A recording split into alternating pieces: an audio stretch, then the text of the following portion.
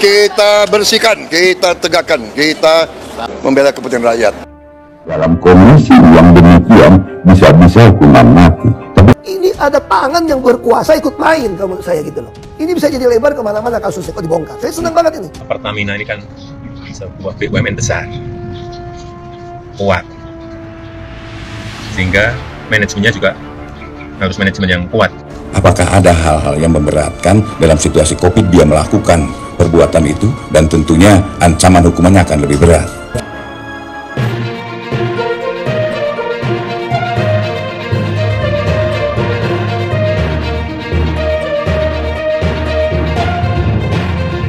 Awal mula terungkapnya kasus korupsi Pertamina. Kasus dugaan korupsi di PT Pertamina Persero pertama kali mencuat ketika adanya laporan mengenai penyimpangan dalam pengadaan dan tata kelola energi, khususnya terkait dengan pengadaan liquefied natural gas (LNG). Indikasi ketidakwajaran ini terendus ketika audit internal menemukan sejumlah kejanggalan dalam perencanaan dan implementasi proyek LNG yang seharusnya menjadi bagian dari upaya diversifikasi energi nasional. Ketua Komisi Pemberantasan Korupsi (KPK) saat itu menyatakan bahwa proyek pengadaan LNG Pertamina sejak awal sudah diselimuti oleh sejumlah keputusan yang tidak transparan. Dalam proses investigasi, ditemukan bahwa ada perjanjian jangka panjang dengan beberapa perusahaan luar negeri yang tidak menguntungkan bagi negara. Bahkan, ada indikasi bahwa kontrak-kontrak tersebut dibuat tanpa kajian yang memadai, menyebabkan kerugian negara yang mencapai ratusan triliun rupiah. Saat dugaan penyimpangan ini mulai mencuat ke publik, Basuki Cahayapurnama alias Ahok, yang saat itu menjabat sebagai komisaris utama PT Pertamina, turut menyoroti persoalan ini. Ia bahkan mengirimkan surat kepada Menteri BUMN Erick Thohir, meminta agar dilakukan investigasi lebih lanjut. Ahok menilai bahwa ada mafia minyak dan gas migas, yang sudah lama bercokol di Pertamina dan memainkan peran dalam berbagai proyek strategis.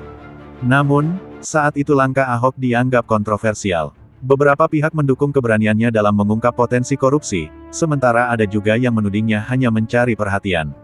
Pemerintah akhirnya mulai bergerak dengan melakukan audit lebih mendalam, yang kemudian berujung pada terbongkarnya skema korupsi yang lebih luas, melibatkan beberapa pejabat tinggi dan pihak swasta, keterlibatan nama Ahok dalam kasus. Seiring dengan semakin dalamnya investigasi terhadap kasus korupsi di Pertamina, nama Ahok mulai terseret dalam berbagai spekulasi.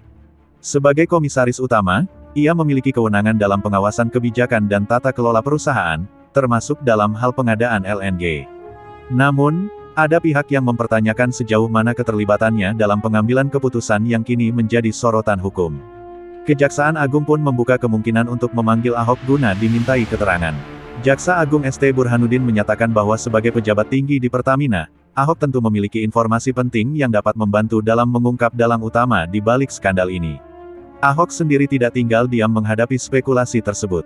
Dalam berbagai kesempatan, ia menegaskan bahwa dirinya bukan bagian dari masalah, melainkan orang yang sejak awal mencoba mengungkap kejanggalan yang terjadi di tubuh Pertamina.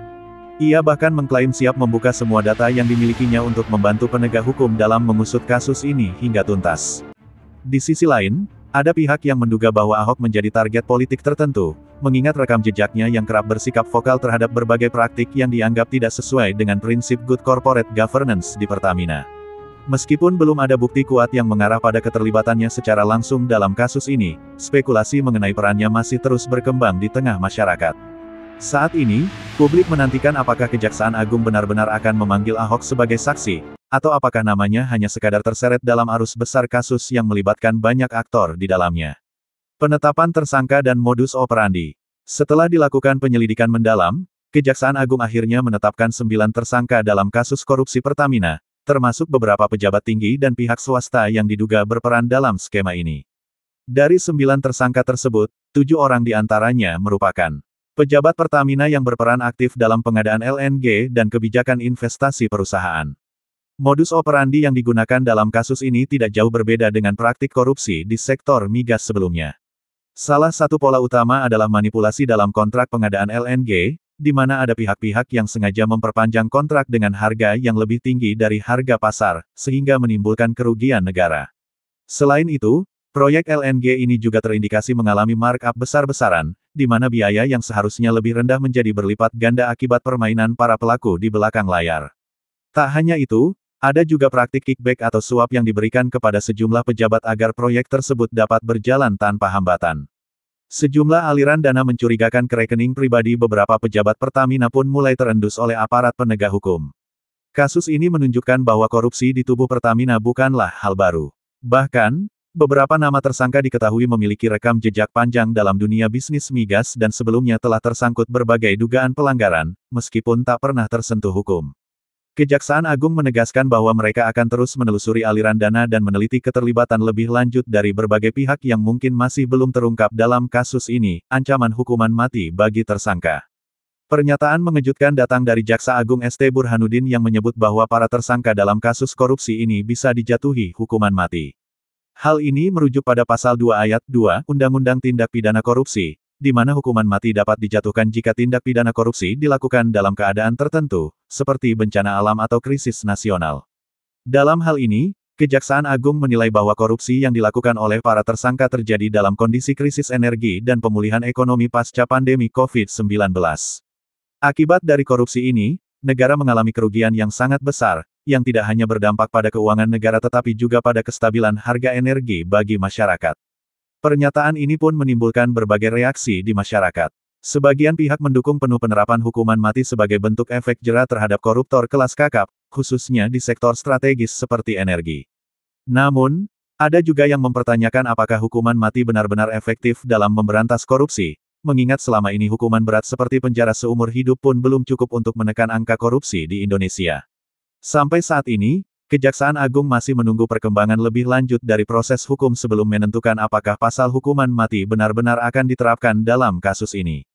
Namun, wacana ini menjadi bukti bahwa pemerintah mulai mengambil langkah lebih tegas dalam menghadapi para pelaku korupsi, khususnya yang merugikan negara dalam jumlah fantastis.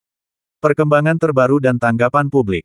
Kasus korupsi di Pertamina terus menjadi sorotan publik, terutama setelah munculnya wacana hukuman mati bagi 7 tersangka utama.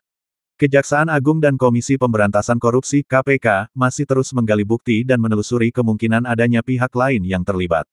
Sejumlah pengamat hukum dan aktivis anti korupsi menilai bahwa kasus ini bisa menjadi momentum bagi pemerintah untuk menunjukkan keseriusan dalam memberantas korupsi di sektor energi. Di sisi lain, masyarakat mulai mempertanyakan sejauh mana pemerintah akan berani menindak para tersangka hingga ke akar-akarnya. Banyak yang khawatir bahwa kasus ini akan berakhir seperti skandal korupsi besar lainnya, di mana hukuman yang dijatuhkan tidak sebanding dengan besarnya kerugian negara. Tanggapan dari berbagai pihak juga beragam. Sejumlah organisasi masyarakat sipil mendukung penerapan hukuman berat bagi para pelaku, termasuk hukuman mati jika memungkinkan. Mereka berpendapat bahwa kejahatan korupsi yang menyebabkan kerugian triliunan rupiah tidak boleh ditoleransi karena dampaknya sangat luas bagi perekonomian negara dan kesejahteraan rakyat. Namun, ada juga yang mengingatkan bahwa penerapan hukuman mati dalam kasus korupsi masih menjadi perdebatan hukum di Indonesia. Beberapa ahli hukum menilai bahwa hukuman mati tidak selalu menjadi solusi efektif, melainkan harus diiringi dengan reformasi sistem pengawasan dan pencegahan korupsi yang lebih ketat. Saat ini, masyarakat menunggu keputusan final dari Kejaksaan Agung terkait status para tersangka dan langkah hukum selanjutnya. Apakah para pelaku benar-benar akan dijatuhi hukuman maksimal, atau apakah ada upaya lain yang akan dilakukan untuk menyelesaikan kasus ini?